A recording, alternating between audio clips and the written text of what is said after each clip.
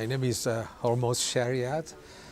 Ministry name is Iran Alive Ministries, and we use media to get into a close country like Iran, especially satellite, going over the heads of the mullahs into people's homes, sharing the gospel. People come to Christ, and we don't stop there. We train, we disciple people, train leaders, and plant underground house churches. So media for us is a tool. It's just the starting point. Yeah. And tell us a bit about. We'll talk a bit more later about Iran Alive Ministries. But take us back to your childhood. Were there Christian influences as a child? What was your journey and your upbringing? Yeah, I was born in an Islamic family. My parents were educators, so they were not really fanatic about Islam, very open-minded. They taught me some basics, but they never forced me.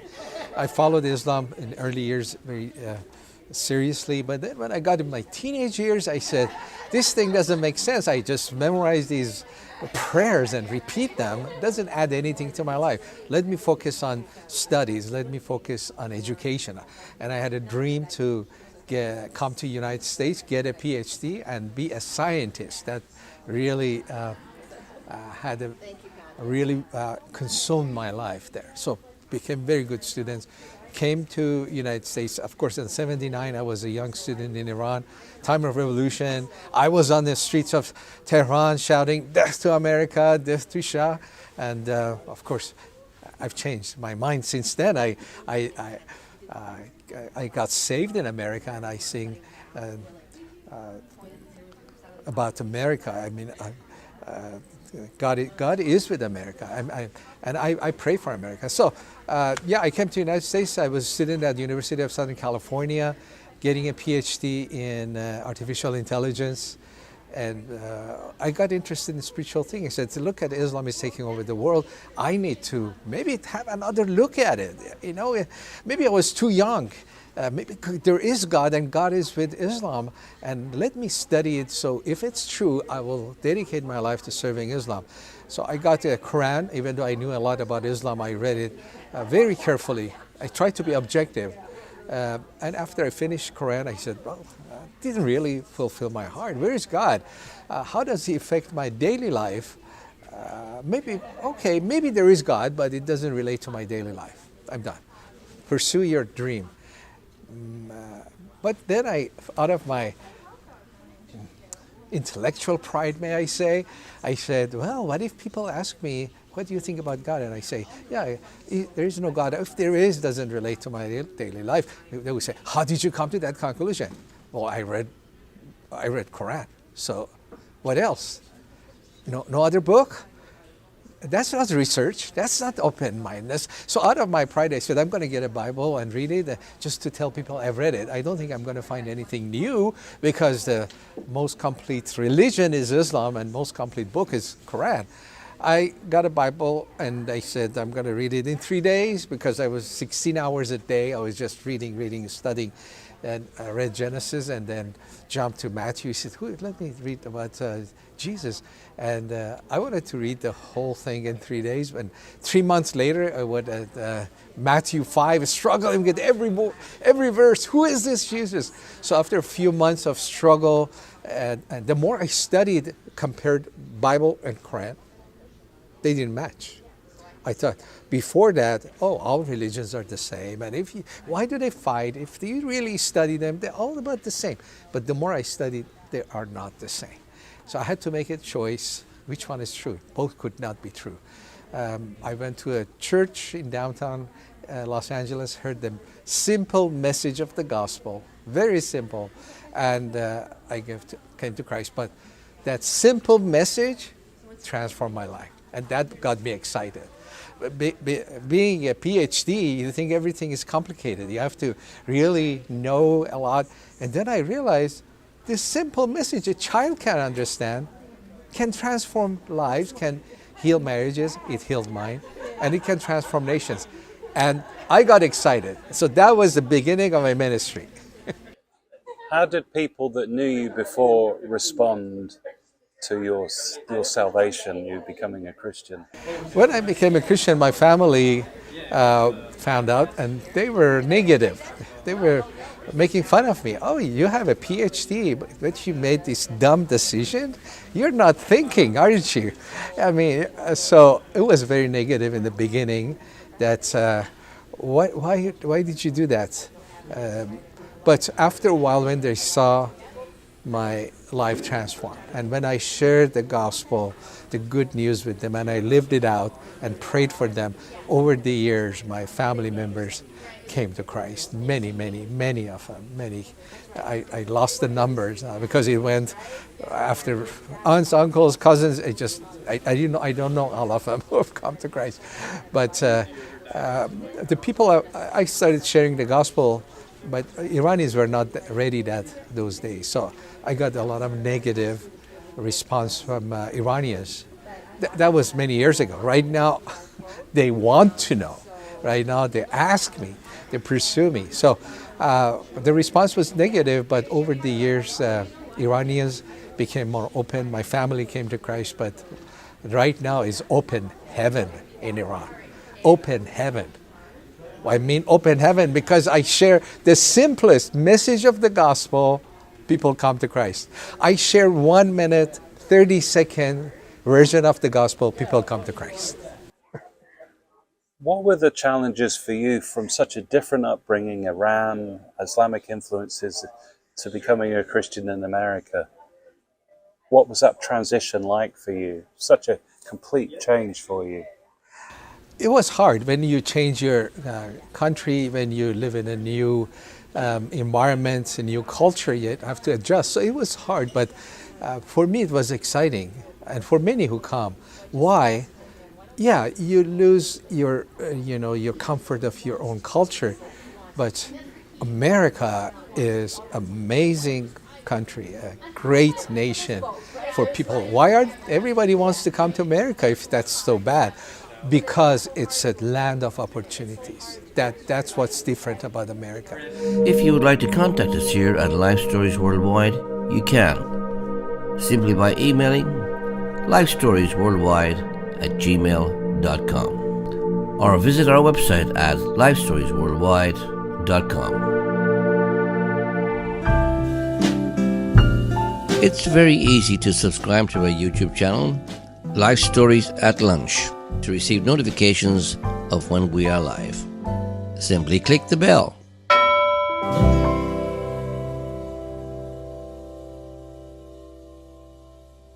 If you want to get an education, if you want to progress, the doors are open. You have to pay a price, but the doors are open. Many Iranians are in America, very successful businessmen, many PhDs, many university professors. Why did they flee Iran? Because there are opportunities here. They paid a little bit price. Of course, Iran, right now, the Iranian government is not a big price. Nobody wants to live there.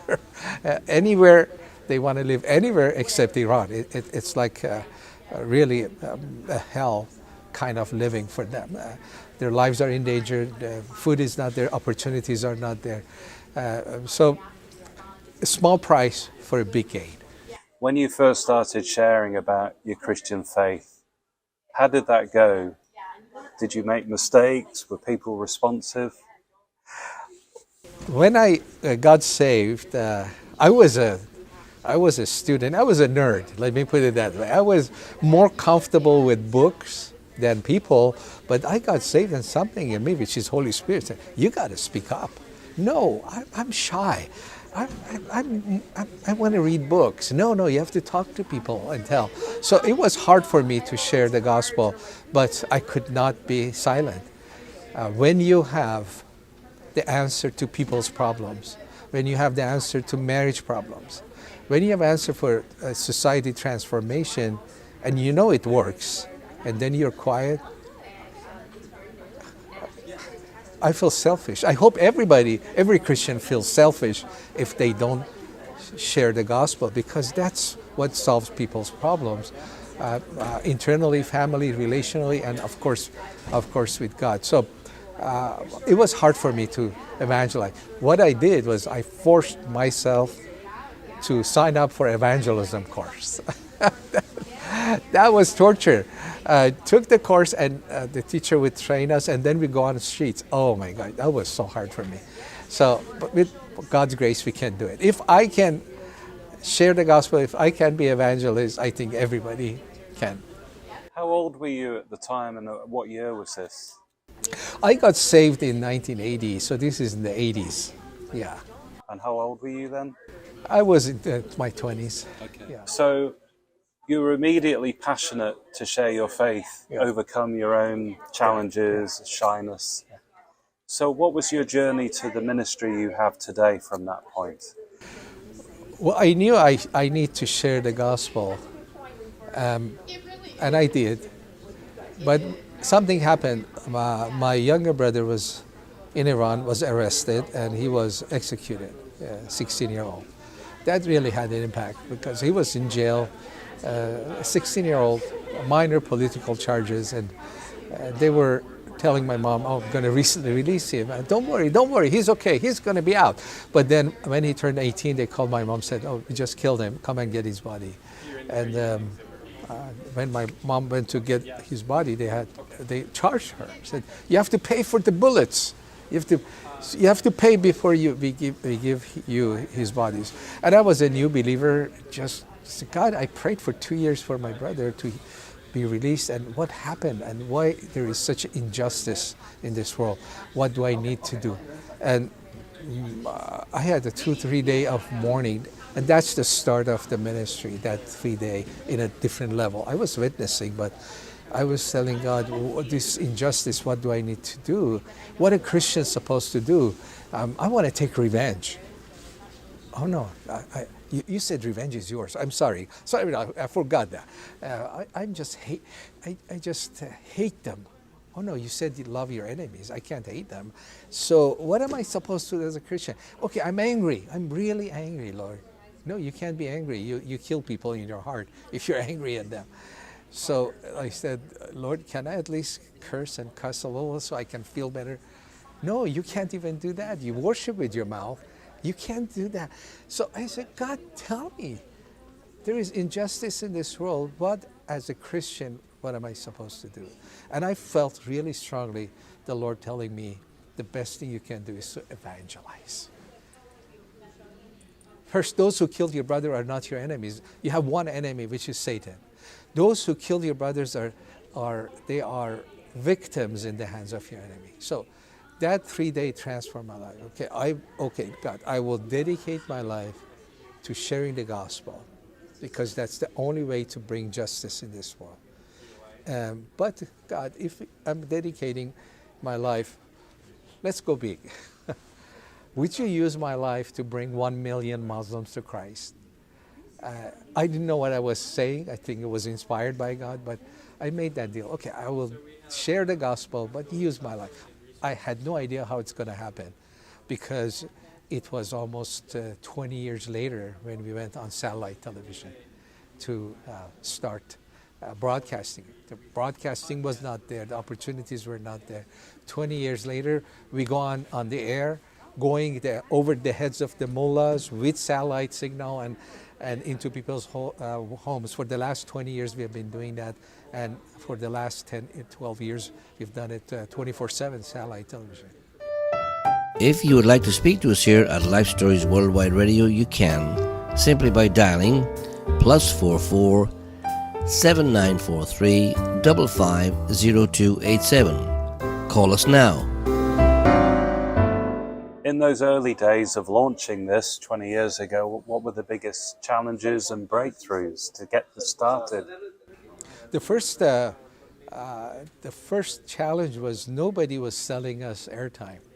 Christian, because we were the first, wanted to use media, and we couldn't have our own satellite, but we didn't have the money, of course. So we wanted to buy airtime from other channels. Some of them were secular, some of them were political.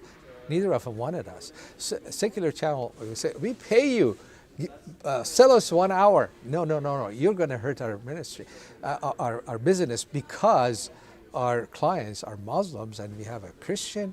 For 1 hour, for a little money you're going to give us, we're going to lose a lot. So the first breakthrough was that one of them called us and said, okay, we're going to sell you some airtime. And that was an answer to prayer. Of course, later we found out that they were going bankrupt, and they wanted us to pay upfront for the whole year, which we did, and we might have lost our money. The Lord opened the door, and from the day one we were on the air. Amazing. People started calling. This is 20 years ago, calling day and night. Some of them had questions, some of them were negative, but most of them were sincerely asking questions, and we led many people to Christ. And that's 20 years ago. Now, it's so different. It's so easy. I mean, if even 20 years ago people were coming to Christ by hundreds, now it's by thousands. Bring us up to date on what the situation is like in Iran. There's a lot of unrest, particularly over this case of this woman, Yeah. and the whole thing of persecution of women in Iran. And how is your broadcast helping people through this unrest time? Yeah, what's happening in Iran is that the movement against the government, and naturally against Islam, because the government and Islam are one. It's an Islamic government. They're implementing Islam. So rejecting the government is the same as rejecting Islam, and vice versa. But what has happened, it wasn't just the death of this young woman, which ignited, it's triggered. Something was brewing for the last few years. This ignited something in people's heart to move, do something.